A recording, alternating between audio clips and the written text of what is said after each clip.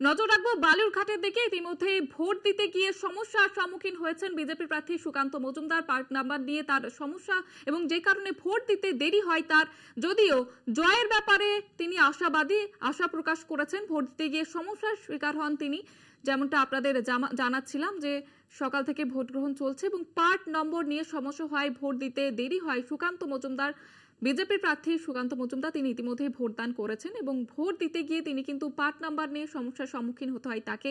এবং তারপরে যদিও ভোট দেন এবং তারপরে 100% আশা প্রকাশ করেন তিনি। ভোট দিয়ে তিনি জানিয়েছেন 100% আশাবাদী তিনি।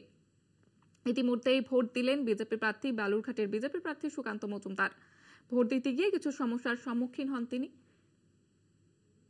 এ বিষয়ে আরো বিস্তারিত জানবো, প্রতিনিধি সুমন ভৌমিক রয়েছে আমাদের সঙ্গে টেলিফোন লাইনে। সুমন, কি অভিযোগ তুলছেন তিনি?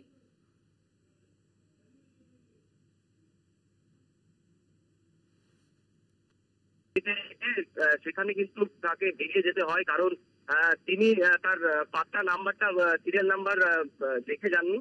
সেই কারণে তিনি বেরিয়ে যান এবং পরবর্তীতে তিনি সেটা জেনে কিন্তু আবার ভোট কেন্দ্রে যেখানে ভোট দিয়ে তিনি বেরোন এবং বেরোনোর পরে তিনি কিন্তু বলেন যে এটার ব্যাপারে তিনি 100% আশাবাদী।